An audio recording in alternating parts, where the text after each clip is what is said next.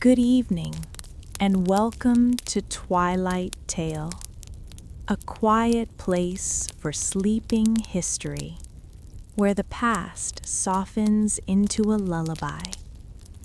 Tonight, we're traveling far back to the warm glow of Roman kitchens, the gentle clink of clay bowls, and the comforting scents of bread, herbs, and simmering stews. In this story, there's nothing you need to do. No rushing, no tension, only simple, steady moments. We'll drift through the everyday world of Roman food, how meals were prepared, what ordinary families ate, what the wealthy served at long lantern-lit dinners, and how a single meal could carry the taste of an empire. So settle in, let your shoulders loosen, let your breathing slow, and allow the ancient city to fade in like a dream. When you're ready, let's begin. The hearth burns quietly, the soft crackle of the fire reaching our ears like an ancient prayer whispered through time. The room is cloaked in the deep shadows of an evening that has no end, a twilight that seems to stretch forever in the stillness of history. The firelight flickers and dances across rough stone walls, tracing patterns in the dust. Here, in the heart of an ancient Roman home, the flame is more than a source of heat. It is a guardian of life, a keeper of mysteries, and a silent witness to the rituals of both gods and men. In this sacred space, the hearth breathes with the pulse of the household. The flames sway with a rhythm known only to the ancients, a gentle sway that carries the weight of generations. The air is thick with the scent of wood burning slowly, the faint aroma of bread baking, and the earthy tang of stew bubbling on the fire. These simple, humble sounds of food cooking, of life unfolding, fill the air with a sense of peace, of stillness. It is as though the world outside has fallen away, leaving only the fire, the hearth, and the eternal cycle of nourishment. It is said that the hearth was the heart of the Roman home, the center where life was sustained, where every meal became a sacred offering. The fire, flickering softly in the low light, is not simply a source of heat. No, this flame, this steady burning light, connects the living to the gods, to ancestors long forgotten, to the very foundation of Roman life. Here, at this humble fire, the Roman family gathered, not just to eat, but to share in something much deeper, an unspoken bond that transcended food. Whispers tell us that in the quiet moments of preparation, when the cook's hands work carefully with the simple ingredients, barley, figs, olive oil, honey, salt, there is more than just nourishment being offered. The ingredients, gathered from the earth and the sea, are gifts from the gods themselves, each one carrying its own story, its own significance. The olive oil, rich and golden, brings the warmth of the sun. The bread, baked with the care of centuries of tradition, is a symbol of the earth's enduring fertility. The salt, simple yet sacred, connects the living to the past, to the memory of ancestors who, like the fire, never truly fade, but remain in the food we prepare, in the meals we share. Each piece of bread, each cut of meat, each leaf of herb laid on the fire speaks not just to hunger, but to devotion. In this quiet kitchen, the sacred and the mundane are woven together, where the act of cooking is as much an offering as it is a necessity. The fire itself is both a sustainer and a purifier, its light casting long shadows that seem to stretch back through the ages. Perhaps it is here, in the simplicity of the meal, that the deepest mysteries of Roman life are hidden, not in grand ceremonies, but in the quiet, intimate moments of shared sustenance. Beneath the silence of the kitchen, beneath the crackle of the fire, there is a deeper story unfolding. It is said that the hearth was not only a place for family, but a place for prayer. Every meal prepared by the hearth was an offering to the gods, a sacred act that linked the human and divine. The Roman cook standing over the fire was more than just a servant of the household. In that quiet space, with the heat of the flame rising around them, they were a priest, a mediator between the physical world and the spirit realm. The act of preparing a meal was an act of reverence, a slow, meditative ritual that transformed simple ingredients into something holy. As the bread rises, as the stew simmers, as the wine is poured into humble cups, the air fills with an almost imperceptible vibration, a silent prayer whispered with every breath. The Romans knew that the gods did not live in temples alone, but in the hearts of those who took the time to nourish their bodies and their souls. And so, the fire burns steadily, as if it knows something we do not, as if it holds the key to a forgotten truth. Perhaps it is the very flame of life itself, a light that flickers in every home, in every hearth, in every meal shared. Perhaps the fire is not just the means by which we cook, but the very essence of what it means to live. The flame, after all, is the keeper of memory, of the gods, of ancestors, of the earth itself, and in this flickering light we find not just food, but meaning. The Roman soldier, weary from a long day's march, comes home to his hearth. There is no grand feast awaiting him, only the simple, humble meal prepared by his wife or his servant. The bread is broken, the wine poured, and the meat carefully carved. Yet in this simple meal there is something profound. It is a connection to the empire itself, to the gods, to a lineage that stretches back through centuries of fire, of flame, of hearths that have burned steady through the ages. Perhaps it is in this quiet, unassuming moment that the true strength of Rome is revealed. It is not in the clash of swords or the roar of chariots, but in the slow, steady rhythm of daily life, the quiet rituals that form the backbone of civilization. The hearth, with its fire, its warmth, and its light, is the place where the empire is held together, not by force, but by nourishment, by the sacred act of feeding the soul. As the meal is shared, the fire slowly fades, the embers glowing faintly, and the kitchen falls into a soft silence. The sounds of the evening, of the outside world, begin to intrude again, but within the hearth, within the quiet circle of the family, there is a sense of completion, of peace. The fire has done its work, transforming humble ingredients into something far greater than food.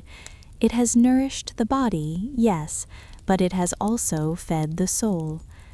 And now, as the last traces of heat fade from the stone, we are left with nothing but the quiet hum of the hearth, the final breath of the flame. Perhaps in the stillness there is a secret. Perhaps it is here, in the fading warmth of the flame, that the deepest mysteries are held, not in the food we eat, but in the very act of sharing it. What secrets, after all, could a fire whisper, if only we listened? What does it mean to break bread, to share a meal, and to nourish not just the body, but the soul? These are questions that linger, unanswered, in the smoke and the embers, in the spaces between the flickers of the flame. Some voices only echo when we are ready to listen, and perhaps this flame, this humble hearth, has been waiting all along for us to hear its story. As the night deepens, the fire burns low, and we are left with only the faintest warmth on our skin and the memory of the flame that has nourished us through time. It is a quiet journey, one that unfolds slowly, gently, as the last embers fade into the cool air of the night. Perhaps the story of the Roman hearth is one that will never truly end. It will live on in the flickering light of every fire, in the quiet moments of every meal, and in the soft whispers of the past. And so, as the fire fades and the world slips into shadow, we are left in silence, suspended between the warmth of the hearth and the stillness of the dark. The villa stands at the edge of the Roman countryside, where the soft hum of the world beyond barely reaches the ornate gates. The late afternoon sun spills through the trees, casting long shadows on the stone, painting everything in a warm amber hue. Beneath the weight of centuries, the villa's marble columns whisper of power and luxury, but there is an unfamiliar silence that hangs in the air, still, serene, as if time itself has paused to take a breath. Inside, the table is laid with an elegance that speaks not only of wealth, but of something deeper, something ancient and sacred. Linens, soft as a distant dream, rustle as they fall over the polished wood. Silverware, its surface gleaming in the muted light, is arranged with care, each piece placed as though it too were a part of a ritual. The quiet clink of the utensils, the soft scent of roasted meats, herbs from distant lands, spread through the air. The honey cakes, golden and sweet, sit like jewels on the table, their aroma mingling with the faint smoke of the fire. These dishes, though a pleasure to the senses, are more than mere sustenance. They are offerings, rich with the promise of life, of power, of eternity. Each bite taken carries with it a meaning that transcends the simple act of eating. The emperors, surrounded by their most trusted allies, partake in these meals not just for nourishment, but as a symbol of their divine right. The meat is not just sustenance, it is a gift from the gods, an offering that connects the ruler to the celestial. The herbs, fragrant and rare, are reminders of the wealth and power of the empire, harvested from every corner of the known world. The honey cakes, rich with sweetness, symbolize abundance, a reminder of the fertile lands that lie beneath the empire's sway. Yet, for all the wealth these dishes represent, there is an undercurrent of something more profound, something whispered by the silence of the villa, by the soft crackling of the fire. What does it mean to feast in such a way, to indulge in these opulent meals when the world outside is filled with conflict, with ambition, with the struggle for power? Beneath the surface of luxury, there lies an unspoken question, a mystery that seems to hover just beyond reach. As the banquet progresses, the laughter and conversation begin to fade into the background, swallowed by the heavy silence that fills the room. The sounds of the meal, the clink of the silverware, the gentle scrape of plates being cleared, become almost inaudible, as though time itself is slowing, each second stretching longer than the last. The dishes, once lavish and full, are now emptied, their contents consumed, yet their meaning lingers in the air, as faint as the scent of rosemary and thyme. There is something sacred in this moment, a pause between the past and the future, between the known and the unknown. The banquet, with all its grandeur, has become a ritual, one that has been performed countless times, yet never fully understood. Each meal is a link in a chain that stretches back to the earliest days of Rome, to the gods, to the first emperors who sat at their tables, feasting in the shadow of the empire. But what then does this act of feasting say about the empire itself? Perhaps it is not the food that holds the true power, but the very act of sharing it. The way the food connects people, binds them together in a moment of unity. The feast, in its quiet opulence, becomes a reflection of the empire's strength and fragility. For in the silence that follows the final course, in the faintly flickering light of the torches, there is a recognition. This moment, this meal will not last. Like all things, it will fade into the dust of time. The silver will tarnish, the linens will fray, and the echoes of laughter will be swallowed by history. And yet, in this fleeting moment, there is a deep sense of meaning, a sense that the feast is more than just a celebration of wealth and power. It is a ritual that connects the present to the past, the living to the divine. It is a reminder that even in the opulence of an empire, there is a quiet truth that lingers, one that is not found in the food itself, but in the way it shapes the soul, in the way it calls to something ancient, something eternal. Perhaps it was never meant to be found, the true meaning of the feast. Perhaps it is lost, like so many other things, to the sands of time, slipping through the cracks of history like grains of dust. Perhaps the meal is not meant to reveal its secrets, but to remind us of them, of the sacredness of the act itself, of the power that lies in the quiet, shared moments between those who partake in it. As the last remnants of food are cleared, the feast comes to a close.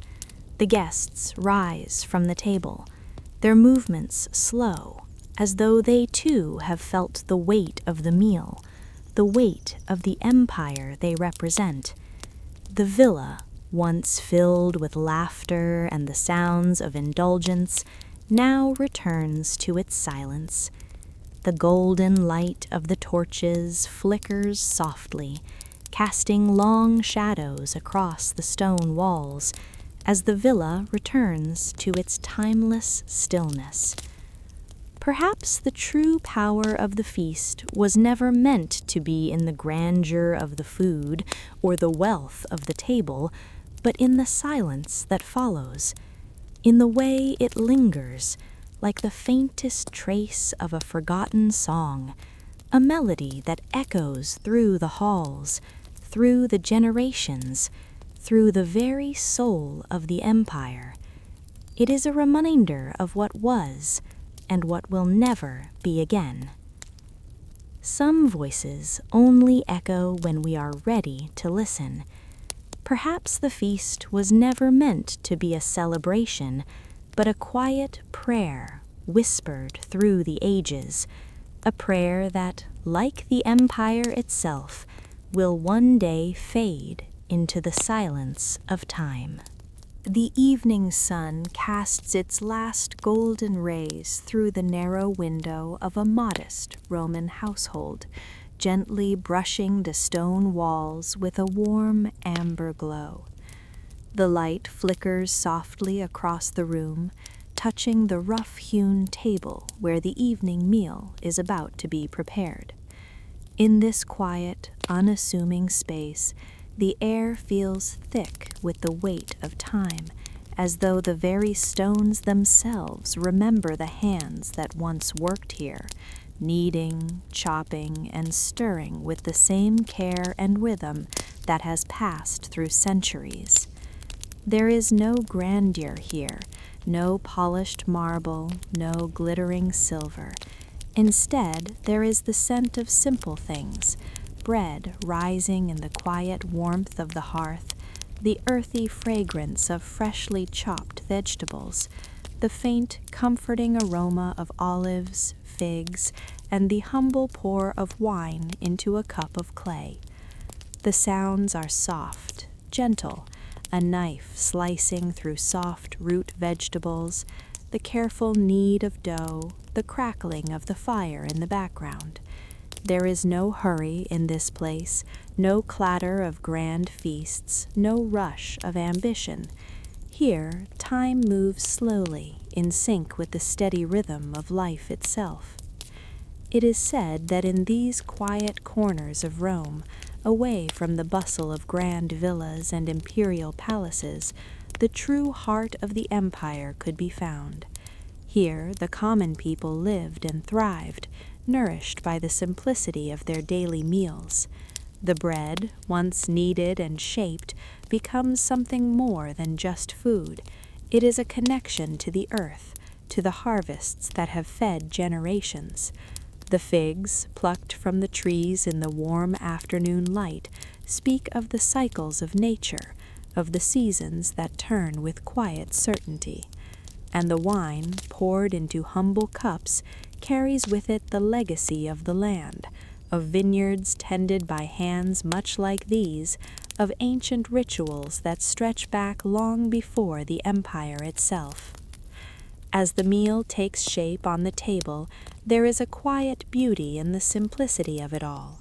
The vegetables, sliced neatly and arranged in a humble bowl, are not an extravagance, but a reminder of the sacredness in the everyday. The bread, baked with care, crackles softly as it cools. The wine, dark and rich, catches the light in the earthen cup, swirling like liquid amber. It is a meal meant to nourish, not just the body, but the soul. There are no fanfares here, no loud proclamations of wealth or power, only the soft rhythms of daily life, where food is not just sustenance, but a quiet offering to the gods, a reflection of the simple joys that sustain the human spirit.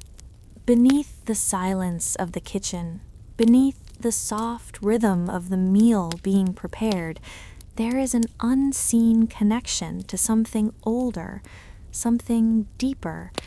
The ingredients, the bread, the wine, the vegetables, each one carries with it the memory of the past. The grains of barley, ground and sifted by hand, are echoes of the fields that stretch across the empire, tended by generations before. The figs, sweet and tender, are a link to the land, to the gods who once watched over it. The wine, dark and rich, is not just a drink, it is a connection to the sacred, to the rituals that have been passed down through the ages, from one generation to the next. Perhaps it is here, in the quiet of these humble kitchens, that the true spirit of Rome can be found.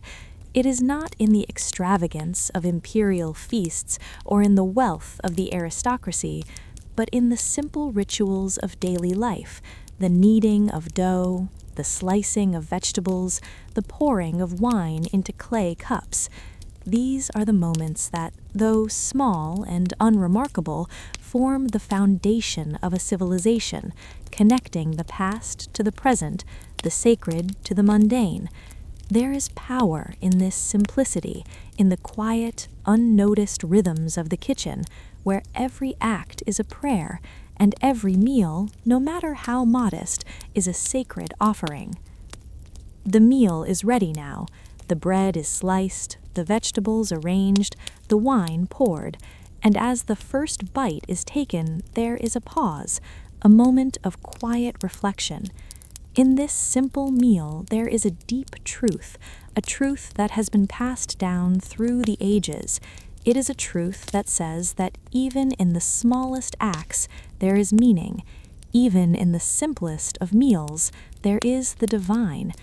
The rituals of the kitchen, the daily acts of cooking and sharing, are not just about food, they are about connection, about remembering, about honoring the past and the earth that sustains us. As the meal is shared, the soft light of the evening deepens and the shadows of the room grow longer. The fire crackles softly in the hearth, its warmth filling the space, and the quiet hum of the meal being consumed becomes a meditative rhythm, each bite a continuation of a ritual as old as time. There is no rush here. The world outside fades away, and for a moment there is only the simple act of sharing food, of connecting with one another, of honoring the cycle of life and death that has sustained humanity for centuries. The quiet of the kitchen settles over us like a blanket, wrapping us in its soft embrace. As the last crumb of bread is eaten and the final sip of wine is drunk, the meal fades into the silence of the evening. The kitchen, once filled with the sounds of cooking and eating, now returns to its stillness. The fire burns low, the last embers flickering softly in the dark, and we are left in the silence of the room, in the quiet reflection of what has been shared. Perhaps it is here, in the simplicity of this meal, that the deepest truths are found. Perhaps the greatest wisdom lies not in the grand gestures of empire, but in the humble rhythms of daily life, in the quiet rituals that sustain us.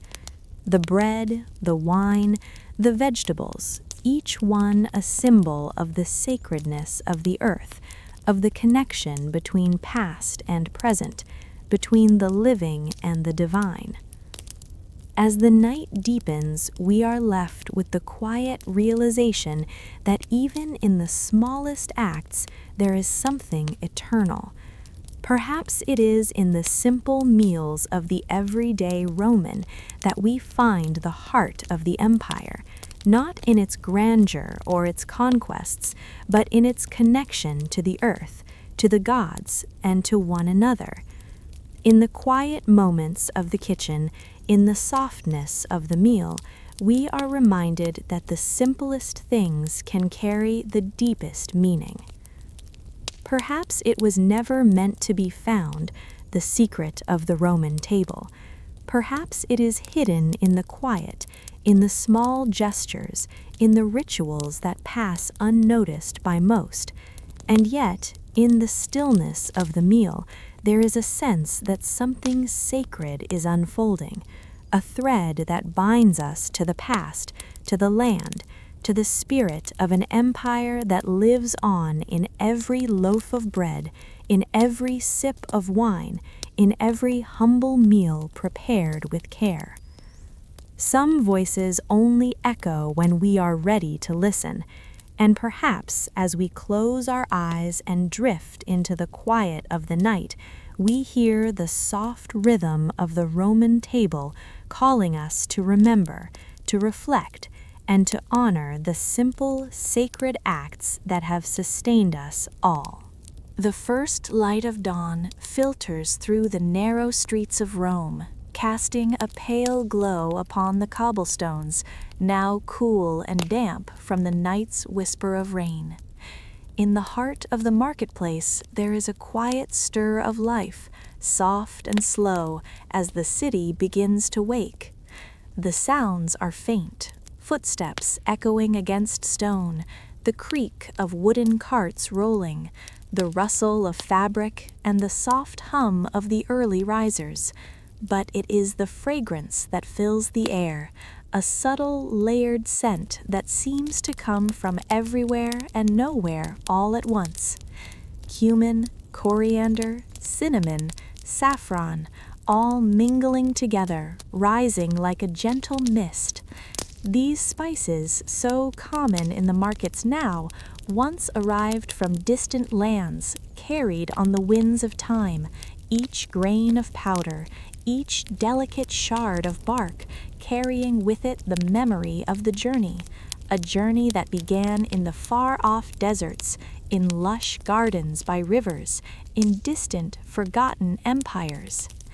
It is said that the spice market of Rome was a place of both commerce and mystery, where merchants from Egypt, Persia, India, and beyond mingled with the citizens of the empire, offering not just products, but whispers of worlds far away. The spices they carried were more than just flavors for food. No, to the Romans, these aromatic treasures were sacred. They were believed to hold power, both physical and spiritual. Cumin was said to bring clarity of mind. Coriander was used for its soothing properties. Cinnamon symbolized the warmth of the sun itself, and saffron, the most precious, was tied to the divine, used in rituals to honor the gods. The light shifts as the market stirs into fuller motion. A Roman cook steps through the archway of her humble kitchen, carrying with her a woven basket. She walks slowly, reverently, as if the spices she carries are as much an offering as they are an ingredient. The golden sunlight catches the edges of her cloak, casting fleeting shadows on the ground. She moves quietly, as though the very act of preparing the day's meal is sacred. With a gentle motion, she begins to unpack her basket, laying out the spices one by one. A handful of cumin, a small jar of coriander, the dark cinnamon sticks, and a scattering of saffron threads.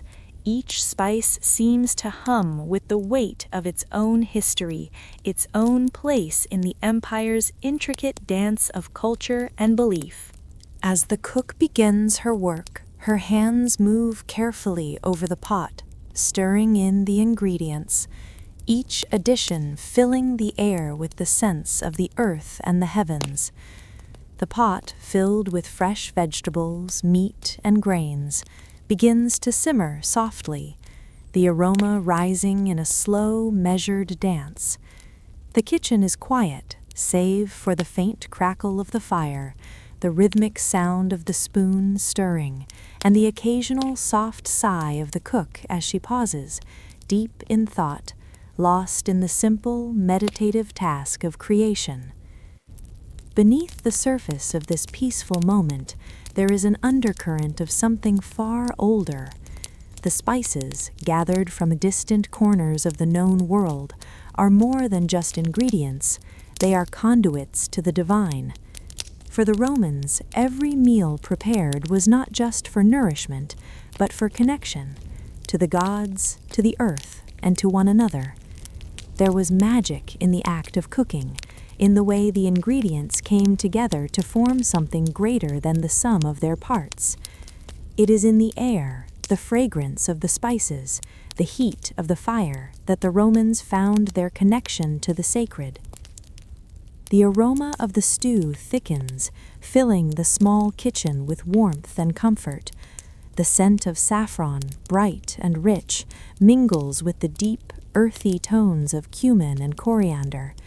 It is a fragrance that wraps itself around the room, soft and insistent, like the whispers of long-forgotten rituals. Each stir of the pot brings with it a deeper sense of peace, a quiet contemplation that fills the space between the cook's movements. Perhaps this is the true power of the spices, not just their ability to heal or to enhance flavor, but their ability to ground us, to bring us back to a time and place where meals were more than just sustenance. They were moments of communion, of divine connection. As the stew continues to cook, the cook pauses once more, her hands resting on the edge of the pot. The steam rises, swirling into the air, carrying with it the essence of the spices, these sacred gifts from distant lands. She takes a breath, inhaling the fragrance deeply, as though it holds the answers to questions unspoken.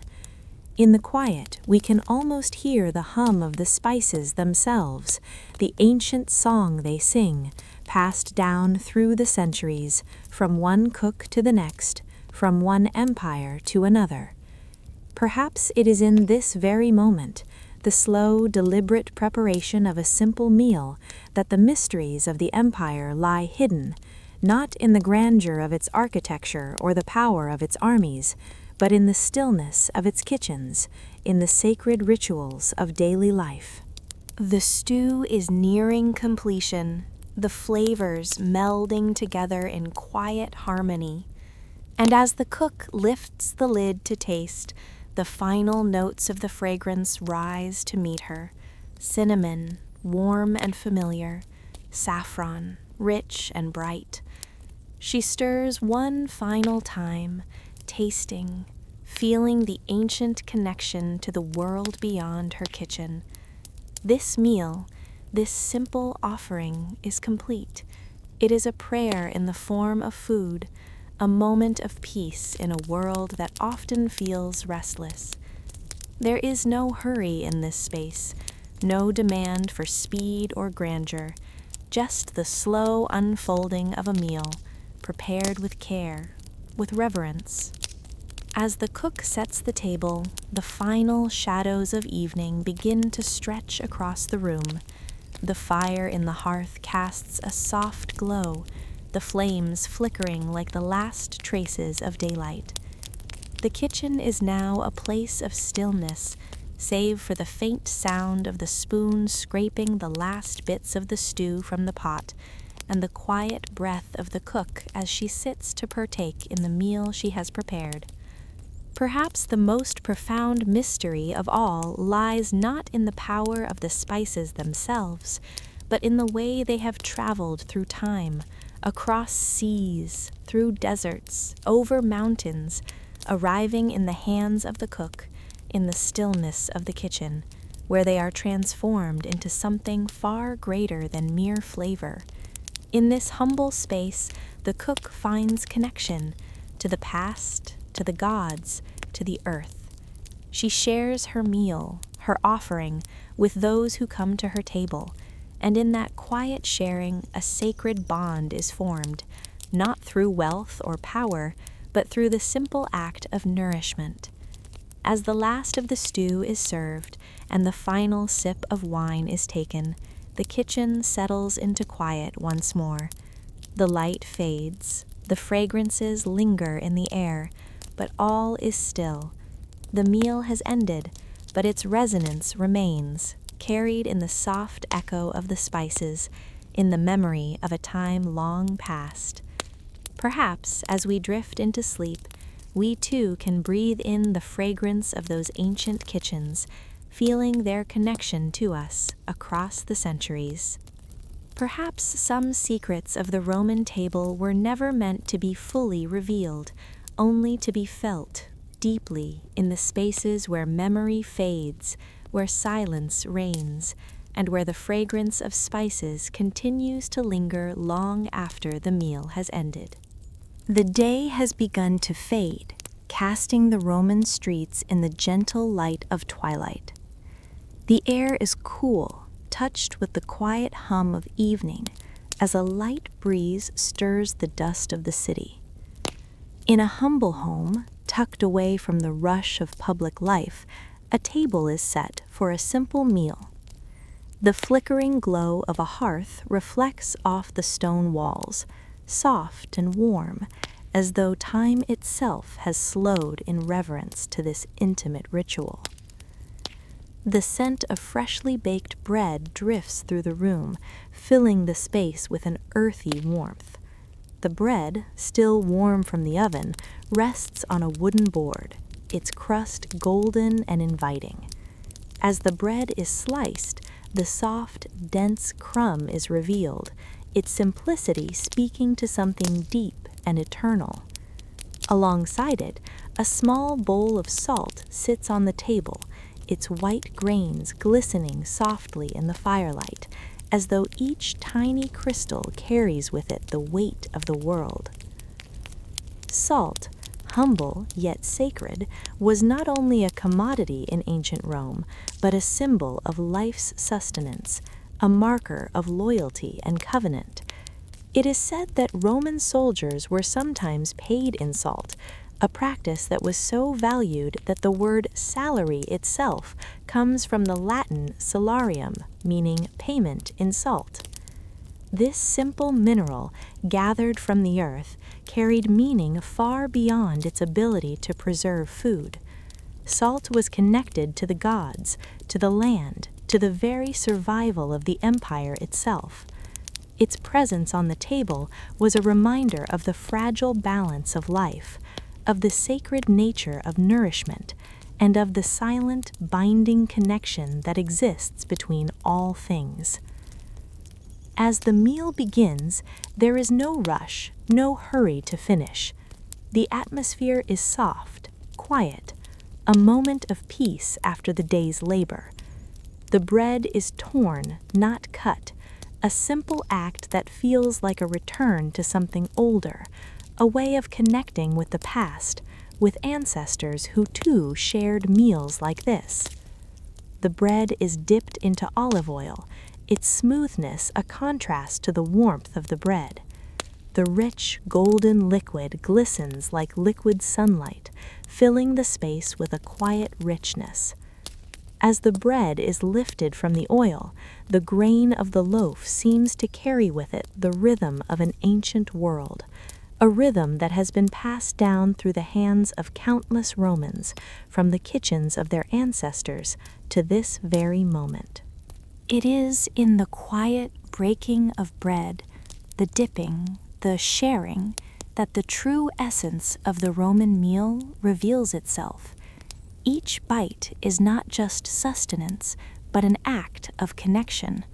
The simple meal is an offering, not just to the body, but to the soul.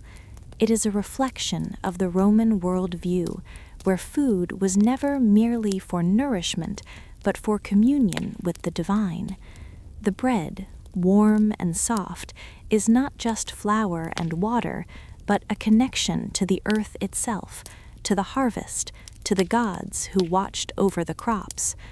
The salt, so small, so seemingly insignificant, is not just a seasoning, but a reminder of the sacredness of life, of the promises made, and the loyalty that binds individuals, families, and even empires together.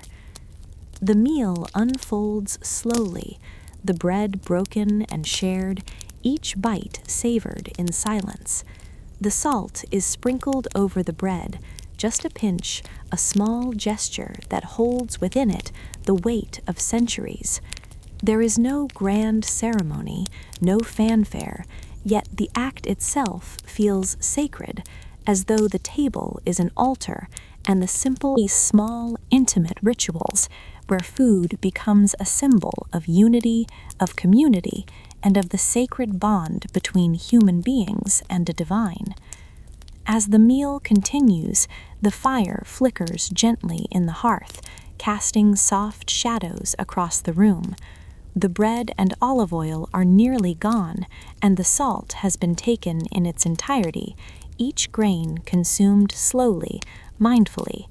There is a sense of completion in the quiet of the room, a sense that something profound has been shared, not just food, but connection. With each bite, the Romans of this home are not just feeding their bodies, they are honoring their ancestors, the gods, and the earth that has sustained them for so long. They are reminded, in the simplicity of their meal, of the power that food holds, not only to nourish, but to connect, to heal, and to renew. Perhaps this is the true nature of the Roman soul, not found in the grandiosity of its public spectacles or in the wealth of its emperors, but in the quiet spaces between the grand moments. It is in the rituals of daily life, in the sharing of simple meals, that the soul of the empire is revealed. In the breaking of bread and the sprinkling of salt, there is a sacredness that transcends time, a thread that links all those who have shared in this simple, ancient act. As the final crumbs of bread are eaten, and the last grain of salt is taken, The room falls into silence. The meal is finished, but its echoes remain, not in the food that has been consumed, but in the quiet reverence that fills the space. The table, once laden with bread and salt, now rests empty, but the memory of the meal lingers in the air, in the warmth of the fire, in the quiet presence of the one who shared it. The meal has ended, but the connection remains, as enduring as the earth itself. Some things, perhaps, are never meant to be fully explained, only felt. Perhaps the sacredness of a Roman meal, in all its simplicity, is one of those things. Perhaps it is a mystery that only the soul can understand, a connection that is not found in words, but in the quiet, sacred rituals of everyday life. The bread, the salt, the warmth of the fire, they all fade into the quiet of the night, leaving only the memory of a meal shared, a connection made, and a soul nourished. As the night deepens and the shadows lengthen, we are left with the quiet understanding that the simple rituals of life, the breaking of bread, the sharing of a meal, are the threads that bind us to the past, to one another, and to the divine. And perhaps in the stillness of the night, we feel the weight of those ancient rituals, gently guiding us into sleep, as they have guided countless Romans before us. Perhaps it was never meant to be found, the true power of bread, salt, and the Roman soul. Perhaps it lies not in the meal itself, but in the space between, in the silence that follows, where connection lingers like the faintest taste of salt on the tongue. The first light of dawn breaks across the horizon, casting a soft golden glow over the stillness of the camp. The world is hushed, as though holding its breath, waiting for the day to unfold. The land, bathed in the muted light of morning, stretches out like a quiet sea of dust, its vastness speaking of ancient power, of empires long risen and fallen. The air is cool, touched with the lingering chill of night, but the warmth of the day is already beginning to seep in, soft and gentle. In the calm hours before the storm, when the world is still wrapped in silence, a Roman soldier sits by the edge of his tent, a simple meal laid out before him. The fire, now a faint glow in the early morning light, crackles softly, its warmth wrapping the soldier in a quiet embrace. There is no fanfare here, no grand feast to mark the moment. The meal is simple: bread, a handful of olives, and perhaps a small piece of salted meat, the earthy fragrance of which mingles with the fresh air of the morning. It is said that these humble moments, so often overlooked in the grand narrative of war and conquest, were the most sacred of all. This meal is not just sustenance for the body, it is a quiet ritual, a grounding act that connects the soldier to his ancestors, to the earth beneath his feet, to the very empire he serves. The bread, simple and unadorned, is the fruit of labor, a symbol of the connection between the soldier and the land that feeds him. The olives, rich and bitter, speak of the earth's quiet strength, while the salted meat, a small piece carefully preserved, holds the memory of journeys, of long marches across vast distances. The soldier's hands are steady as he breaks the bread, tearing it slowly, reverently, each piece a small offering. The olives are eaten with equal care, each one savored as though it carries with it the wisdom of 1,000 battles fought before him.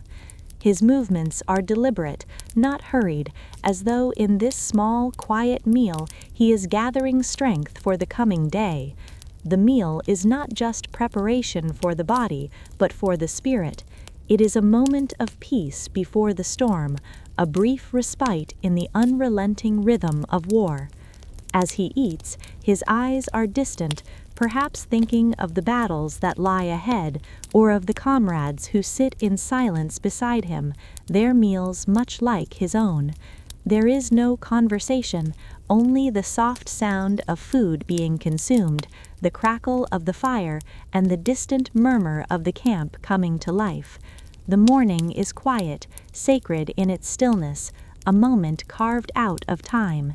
In this space, the soldier is alone with his thoughts, with his memories, and with the bond that ties him to those who have fought before him. The bread, still warm from the hearth, crumbles softly between his fingers. The olives are rich with oil, their bitterness softened by the simplicity of the meal. The salted meat, though small, is a reminder of the hardships endured on the march, the sacrifices made for the greater cause. Each bite is a connection to something larger than himself, something ancient, something eternal. This meal, so simple and unadorned, carries with it the weight of 1,000 years of Roman tradition, of soldiers who sat in silence, eating bread and olives before marching to their destinies. There is no grandeur in this meal, no excess, no show of power. It is a meal stripped down to its essence, a meal for the soldier who knows the value of simplicity, who understands that sustenance is not just about filling the belly, but about sustaining the soul. It is a moment of quiet reflection, a grounding of the spirit before the chaos of battle. And as the soldier eats, he knows that he is part of something far greater than himself. He is part of an empire that stretches across the known world, an empire built on the strength of its soldiers, its food, and its rituals. The meal ends as quietly as it began. The soldier sets the last piece of bread aside, wiping his hands on the rough cloth of his tunic. There is no grand gesture, no final flourish. It is a simple act, a small act, but one filled with deep meaning. The fire, now fading to embers, casts a soft glow on the soldier's face, illuminating the quiet determination in his eyes. The meal has nourished him, not just physically, but spiritually, giving him the strength to face the uncertainty of the day ahead. With soft steps, the soldier rises from where he sits, the dust of the camp brushing against his sandals. The faintest trace of bread and olive oil lingers in the air, a quiet reminder of the meal that has just been shared. The camp is stirring now, the sounds of soldiers moving, preparing, becoming one with the land once again. The soldier takes a deep breath, feeling the quiet strength of the earth beneath him, the weight of the empire that rests on his shoulders, and the bond that ties him to those who have fought before him. Perhaps the true strength of the Roman soldier is not found in the grand battles or the mighty victories, but in these quiet moments, the moments before the storm, when the world is still, when the only thing that matters is the connection to the food that nourishes, the comrades who share in the silence, and the deep bond that exists between the soldier and the empire. It is in the simplicity of a meal shared before battle that the soul is sustained, that the spirit is fortified, and that the soldier finds the courage to face the uncertainty of the day ahead.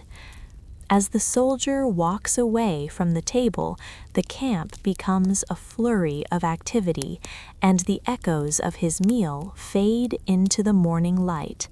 The bread, the olives, the salt, they are gone, leaving behind only the faintest trace, the memory of a simple ritual that has been repeated for centuries, and in the stillness of the moment, we are left with the quiet realization that perhaps it is these small, sacred acts, these simple meals, that hold the true power of the Roman soul.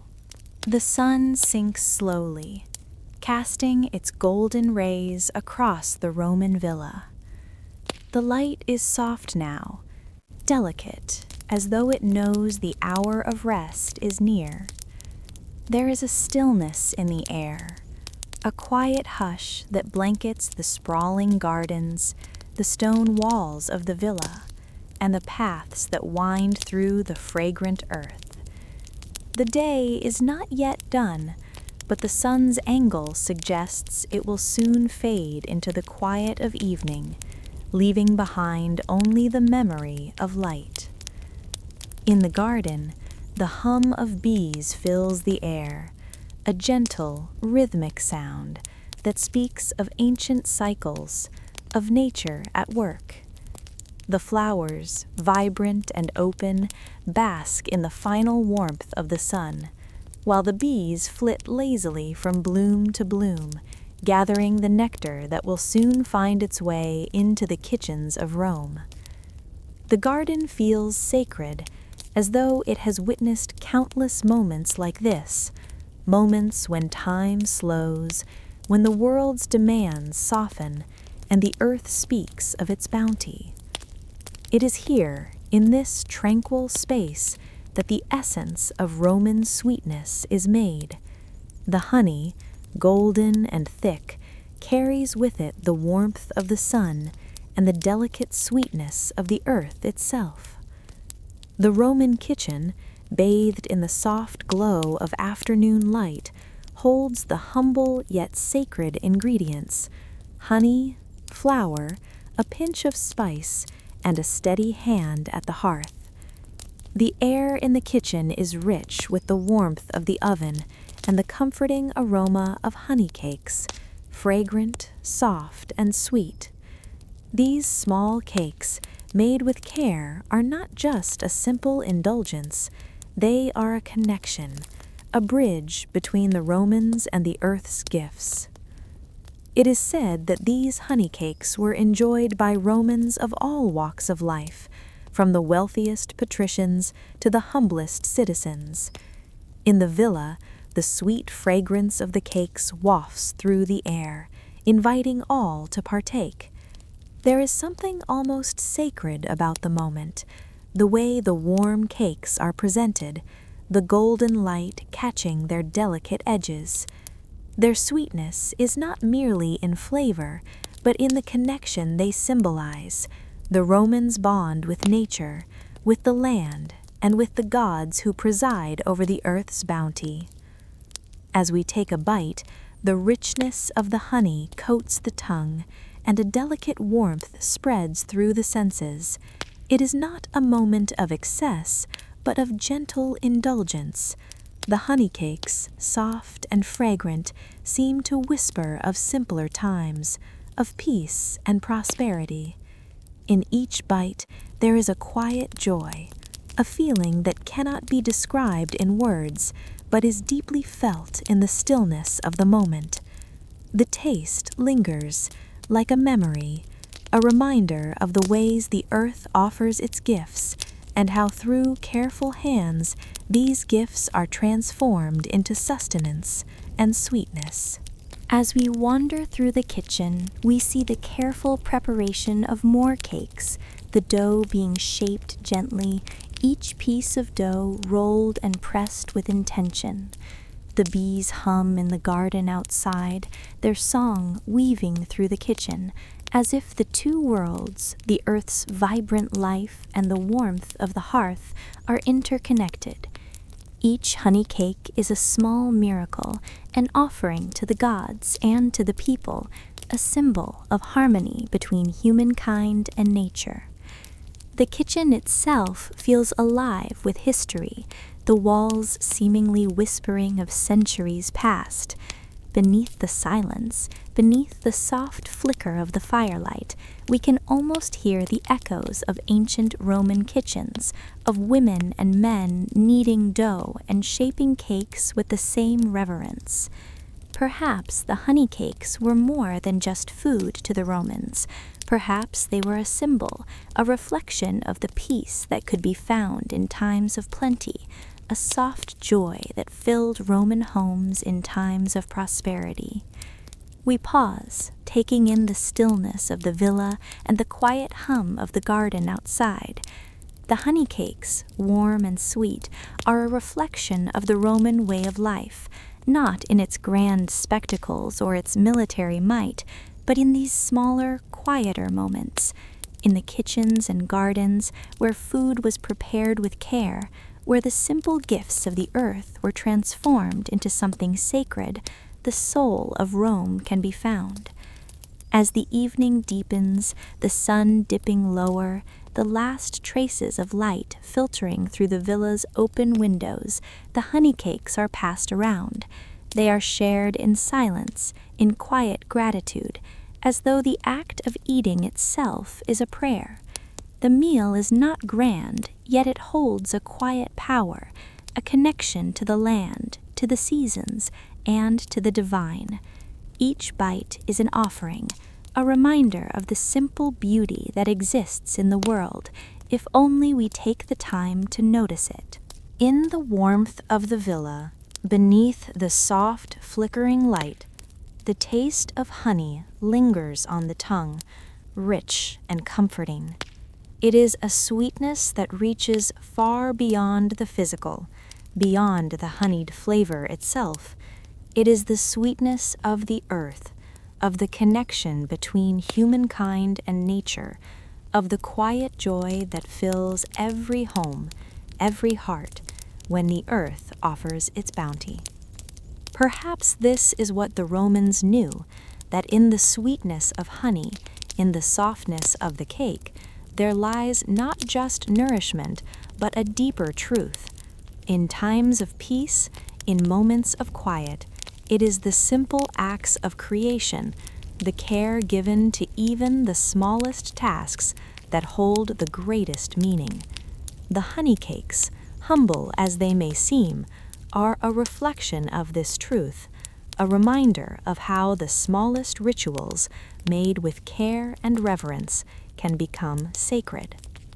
As the evening falls into silence, as the honey cakes are eaten and the last rays of sunlight fade into the shadows, we are left with a sense of peace, a deep, lingering sweetness that fills the air, that echoes through the gardens and the kitchens, and that will remain long after the meal is done.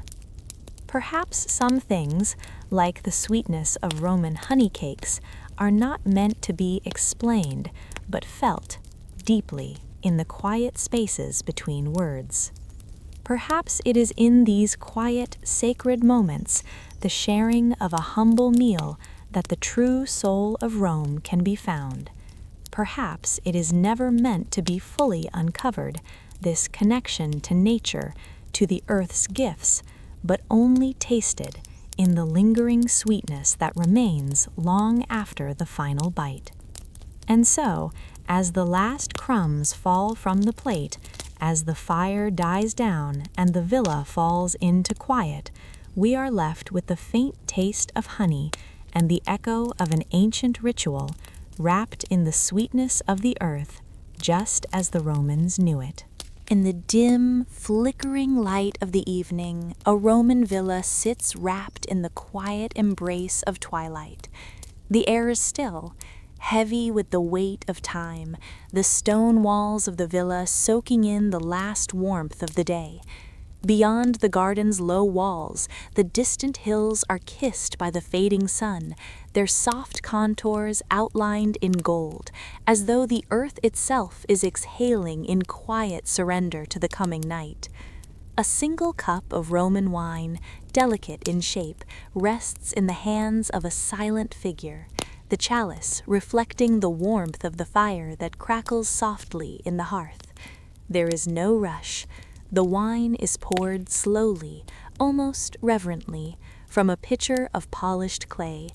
The amber liquid swirls gently, its surface catching the shifting light, as though the very essence of the earth's harvest, its sun, its soil, and its seasons, has been distilled into this single moment. As the wine rises in the chalice, its depth rich and dark, it carries with it the weight of centuries. The pouring of wine, an ancient ritual, was never merely about indulgence. It was an act of communion, of connection, to the gods, to the earth, to the soul. It was a quiet prayer, spoken without words. It is said that wine in the Roman world was far more than a beverage. It was sacred. Its presence marked moments of significance, rituals of the gods, moments of celebration, of mourning, and of remembrance. The vines of Italy, kissed by the sun, had long been tended by hands that understood the delicate balance of nature. The grapes, plucked with reverence, were pressed, fermented, and poured into vessels made for this very purpose. The wine was not simply consumed, it was offered, shared, and held in the deepest sanctity. As we watch the wine pour, we are drawn into the journey of this liquid, tracing its path back to the fertile soil of Roman vineyards. The grapes, each one a small treasure, begin their journey in the sun-soaked hills of Italy, where the vines stretch towards the heavens, their tendrils twining in sacred unity with the earth. The harvest is a ritual, as old as the empire itself. The earth, the vine, the harvest, the press, each step a sacred act in the creation of something greater than sustenance. Wine was an offering, not just of grapes, but of the labor, the reverence, and the connection between human and nature. It was a gift that crossed the boundaries of time, carrying with it the wisdom of ancestors and the blessings of the gods. Now, in the soft shadows of the villa, the wine enters the chalice, its presence in the delicate vessel an intimate act of devotion. The cup, shaped with care, becomes a vessel not just for the wine, but for the communion of those who drink from it. There is no noise, no clatter, just the soft pouring of the wine, the occasional crackle of the fire, and the quiet breath of those who share this sacred moment. The chalice, held in trembling hands, is raised to the lips, the wine touching the tongue in a moment of deep silence. Each sip is a journey of its own, the taste rich and full, swirling with the memories of the earth, of harvests long past. The bitterness of the grape is softened by the sweetness of the land, the sunlight, the soil, the quiet passing of seasons. Wine was not simply consumed, it was savored, absorbed, remembered. The flavors were layered with meaning, and as they lingered on the tongue, they connected those who drank to something ancient, something eternal. In this simple act of drinking, one could feel the pulse of time itself flowing in the veins of the earth, in the veins of the Roman Empire, in the very air they breathed. Wine was the great equalizer, shared between the most powerful and the humblest of Romans. It united families around the hearth and soldiers in their camps. It marked the gathering of friends, the coming together of strangers, the unity between host and guest. Yet it also carried the weight of solitude, of private communion with the divine, of moments spent in quiet reflection. The drink was never hurried, never consumed without thought. The Romans knew that the act of drinking wine was a spiritual journey as much as it was a physical one. As the last drop of wine is consumed, we are left in silence. The chalice, now empty, is set aside and the fire burns low, its embers casting gentle, flickering shadows across the stone walls. The wine lingers on the tongue, a taste of the earth, of the past, and of the divine. Beneath the silence, there is a quiet knowing. that in this simple act of communion, we are not merely connecting with one another, but with something much greater. We are drawn into the web of time, where the past and the present merge, where the sacred and the mundane become one. Perhaps it was never meant to be fully understood, the true power of the Roman wine. Perhaps its significance is not found in its taste, nor in its origins, but in the act of drinking it. Perhaps it was always about the connection, the offering, the communion that flowed from the cup. Perhaps it was never about the wine itself, but about the silence that followed, the sacred pause after the final sip, the lingering warmth of the hearth, the quiet connection to the divine. As the villa settles into quiet, as the last breath of the fire fades into the night, we are left with the understanding that wine, in its simplest form, is a ritual that transcends time. It speaks of nature, of memory, of divinity, and of the sacred bond between human and earth. In the stillness, the faint taste of wine lingers, rich, complex, timeless, reminding us of the eternal dance between the gods, the earth, and those who have walked before us. Perhaps it is in these quiet rituals, these acts of simple reverence, that the soul of Rome is most deeply felt.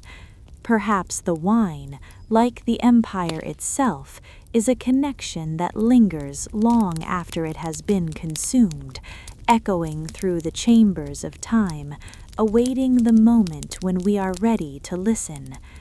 And so we are left with the silence, with the soft glow of the fire and the echo of the wine, its sacred journey from vine to chalice, from past to present, etched into the very air like a memory that never fades. The day is fading, the last golden light of the sun slipping gently over the horizon, casting long shadows across the stone walls of a Roman home. The air is cool now, still with the quiet of evening, and there is a palpable calm that envelops the villa. In the heart of the house, a kitchen breathes with its own life, an ancient rhythm that hums in the quiet spaces between the flickering of the hearth and the soft murmur of voices. This is where time moves slowly, where every moment is steeped in ritual and every action carries the weight of centuries. Beneath the low archways of the kitchen, the world outside fades, and we are drawn into the sacred hush of this space, where the sounds of daily life become a melody, a rhythm that speaks of both nourishment and devotion. It is said that a Roman kitchen, though simple in its design, is more than a place of preparation. It is a sanctuary where the sacred and the mundane intertwine, where the act of cooking is as much a prayer as it is a necessity. The sounds are gentle, almost meditative. The first thing we hear is the quiet hiss of a pot simmering over the fire, the bubbling liquid releasing a soft, steady rhythm like the heartbeat of the house. The fire crackles in the hearth, its warmth casting a golden light that dances across the stone floor, while the shadows grow longer in the corners of the room. The warmth of the flames fills the space, and we feel its pulse, slow and constant, as it holds the kitchen in its embrace. Each soft pop of the fire feels like a whisper, a reminder of the deep connection between the fire and the earth, between the kitchen and the sacred rituals of Roman life. In the corner of the room, a knife cuts through vegetables, its rhythm steady and calm, each slice precise and deliberate. The sound of the blade against the cutting board echoes in the room, soft and repetitive. It is not a hurried motion, but a graceful one, a dance of sorts, where the cook moves with ease and purpose. The knife, though simple in its design, becomes an instrument of devotion, each cut a prayer, each slice a deepening connection to the food, to the earth, to the divine. The hum of the kitchen is interrupted only by the occasional murmur of the cook, whose voice, though soft, carries the weight of generations. Perhaps she is speaking to the gods, offering her gratitude for the food that will soon nourish the household. Perhaps she is speaking to herself, weaving a quiet meditation as she prepares the meal. The words are lost to us, but the tone is unmistakable, one of reverence, of quiet devotion, of acknowledgement that the act of preparing food is far more than a means of sustenance. It is an offering, a sacred ritual that ties the home, the family, and the empire together. The ingredients, though humble, speak to us in the language of the earth. The lentils, the bread, the olives, each one carries the imprint of the land. Each one tells a story. The lentils, small and round, are a gift of the earth, harvested from the soil and carried to the kitchen with reverence. The bread, baked with care, has already passed through the hands of the baker, and now it awaits its place on the table, where it will nourish not just the body, but the spirit. The olives, dark and rich, have been plucked from the branches, their oil pressed and ready to enhance the flavors of the meal. The kitchen is filled with these gifts, and in the act of preparing them, the cook becomes part of the earth's rhythm, part of the cycle of life that sustains the household. As we listen to the quiet hum of the kitchen, we are transported back in time. This kitchen, with its fire, its pots, its stones, and its wooden shelves, is no different from the kitchens that have existed for centuries.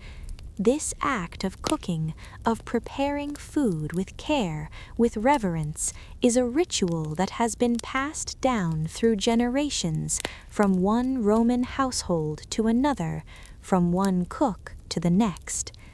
The meal may be simple, a stew of lentils, a slice of bread, a bowl of olives, but the process is sacred. The meal, though modest, is a reflection of the Roman soul, a soul that finds meaning not in grand gestures, but in the quiet rhythms of daily life, in the shared moments around the table, in the nourishment of both body and spirit.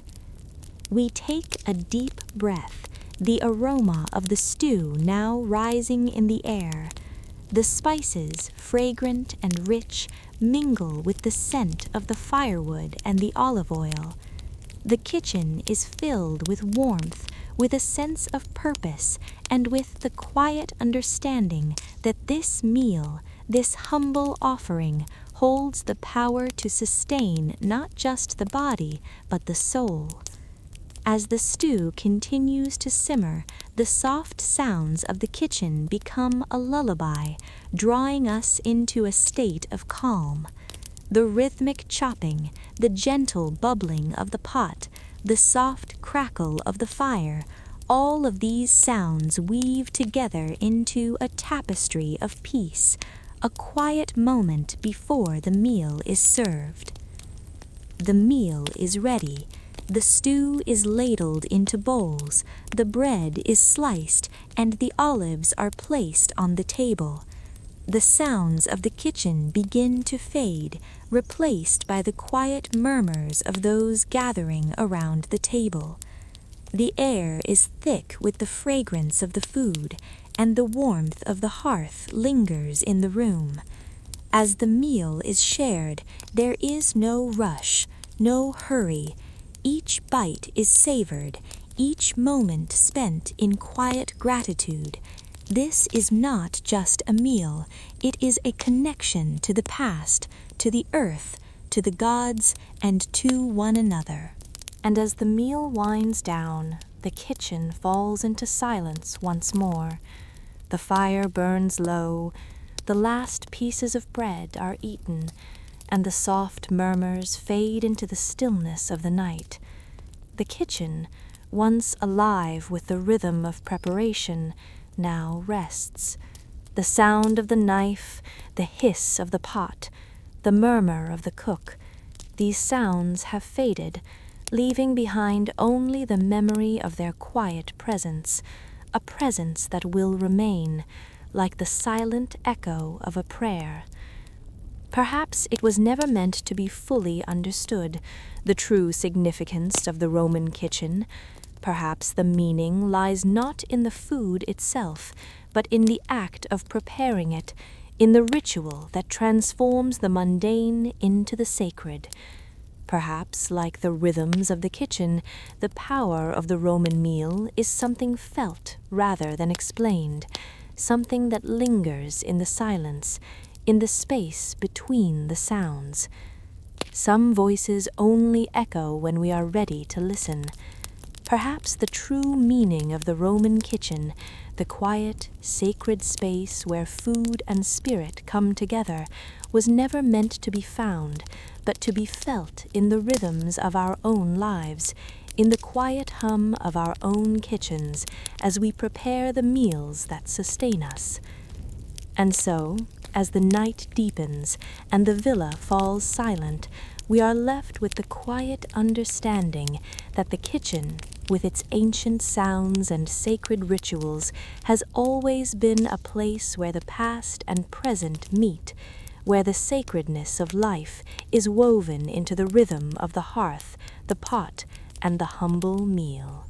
As the golden light of the setting sun gently fades across the Roman landscape, the air turns cool, heavy with the promise of evening. In the stillness of the villa, where the stone walls have soaked up the warmth of the day, the hearth flickers to life, casting soft shadows that dance across the floor. The smell of wood crackling in the fire mingles with the quiet hum of evening. There is no hurry, no rush. Time stretches gently, as if the evening itself is unfolding in slow, deliberate breaths. In the heart of this Roman home, a simple pot sits over the flames. Its surface gleams faintly in the firelight, its contents stirring gently, the bubbling of the soup barely audible above the crackling of the fire. The pot, modest in shape, has witnessed many such moments, many quiet meals prepared with care and reverence. There are no grand gestures here, no extravagant displays, only the soft rhythm of cooking, an act of devotion that has been passed down through generations, carried like a quiet prayer in the very simplicity of the meal itself. The ingredients that make up this humble soup are gathered with purpose: lentils, beans, barley, each one a gift from the earth, a small offering that has been nurtured by the sun, the soil, and the seasons. These simple ingredients are measured and placed with care, as if each handful carries a piece of history, a connection to the land, to the gods, and to the family who will share in the meal. It is said that the Romans valued simplicity in their meals, believing that food should not just nourish the body, but also the soul. And so, in the quiet kitchen, the ingredients are laid out before the cook, and the transformation begins. The first ingredient is the lentils, small, round, and earthy in color. They fall gently into the pot, a quiet addition to the growing warmth. The sound of the lentils hitting the water is soft, rhythmic, as though they are joining in the ancient rhythm of the earth, of the seasons. Next, the beans, plump and hearty, follow the lentils into the pot, their smooth surface catching the light of the fire. The barley, golden and unassuming, is added with the same quiet reverence.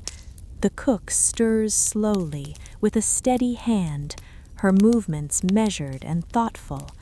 There is no rush in this kitchen, only the deep, soothing motion of the spoon stirring the ingredients, bringing them together in harmony. As the soup simmers over the fire, the aroma fills the air, a soft, comforting scent that speaks of the earth, of simplicity, of sustenance. The warmth from the pot mingles with the cool evening air, creating a space of quiet refuge where time seems to slow, and the only thing that matters is the act of nourishment. The slow bubbling of the soup becomes a lullaby in the background, its gentle rhythm a reminder of the steady, enduring flow of life itself. The meal, though modest in its ingredients, is anything but simple in its significance. In the Roman world, food was never just for sustenance. It was a sacred act, a way to connect with the earth, with the gods, and with one another. The soup, made with care and patience, becomes a reflection of these connections. It is said that in the Roman home, the hearth was the center of life, a place where families gathered to share not just food, but stories, traditions, and bonds. The act of cooking, of preparing a meal, was as much a ritual as any religious ceremony. The family did not just eat, the meal was shared in silence, in reverence, as an offering to the gods who watched over them. The kitchen, now filled with the soft aroma of the soup, becomes a place of meditation, a quiet space where the act of cooking transforms into something sacred. Each stir of the pot, each careful addition to the meal, is an act of devotion. In this space, the family is connected not just to one another, but to the rhythms of the earth, to the very essence of life itself. The meal, though simple, is a testament to the Roman way of life, a life that valued the quiet moments, the shared meals, and the deep bonds that tied individuals to their community and to the divine. As the soup simmers and the family gathers around the table, there is a sense of stillness that hangs in the air. The room, bathed in the soft glow of firelight, feels timeless, as though the act of sharing this simple meal has been passed down through the ages. The bread is torn, the bowls are filled, and the olives are passed around. Each bite is slow, deliberate, as if savoring not just the food, but the sacredness of the moment. There is no need for words. The quiet hum of the meal speaks volumes. The family is united in this small sacred act, eating not just to nourish the body, but to honor the earth, the gods, and each other. As the meal draws to a close, the last traces of soup are consumed and the bowls are set aside. The fire in the hearth continues to burn low, casting long shadows on the stone walls. The room is quiet now, save for the soft crackling of the fire and the gentle sighs of satisfaction from those who have partaken in the meal. The silence that follows is not one of emptiness, but of peace, of a moment well lived, of a meal shared in reverence and connection. In the stillness of the room, the family is reminded of the timelessness of food, the way even the simplest dishes can carry the weight of an entire civilization, of an entire way of life. Perhaps it was never meant to be found, the full meaning of this simple soup. Perhaps its power lies not in its taste, but in the act of preparing it, in the ritual of gathering, cooking, and sharing. Perhaps the true significance of the Roman meal is not in the food itself, but in the way it connects us to the past, to the earth, and to one another. As the night deepens and the villa falls into quiet, we are left with the sense that this simple meal, this humble pot of soup, is more than just sustenance. It is a reflection of the soul of Rome, of the quiet rituals that sustained its people, of the deep reverence they held for the earth, for life, and for each other. Some things, perhaps, are not meant to be explained, but only felt in the quiet, sacred moments when we share a meal, when we sit together in silence, when we honor the earth's gifts. Perhaps this simple soup, bubbling slowly over the fire, will remain forever a quiet echo of all that is sacred, all that is shared in the long passage of time. And so we are left with the quiet hum of the kitchen, the faint taste of lentils and barley lingering in the air, and the deep, comforting knowledge that some rituals, some simple acts of nourishment, are timeless and always will be. And now our Roman kitchens grow still. The last embers dim in the hearth. The dishes are rinsed and stacked, and the evening air cools the stone streets outside. Somewhere in the distance, the city quiets, voices thinning, footsteps fading, until only the calm remains. If you've drifted close to sleep, you can let the story slip away completely. You don't have to hold on to any detail. History has done its gentle work, and you are safe to rest. And if you're still awake, you're always welcome to stay with Twilight Tale, where the past is told softly, and every night ends in peace. Thank you for listening. Good night, and may your dreams be warm and quietly timeless.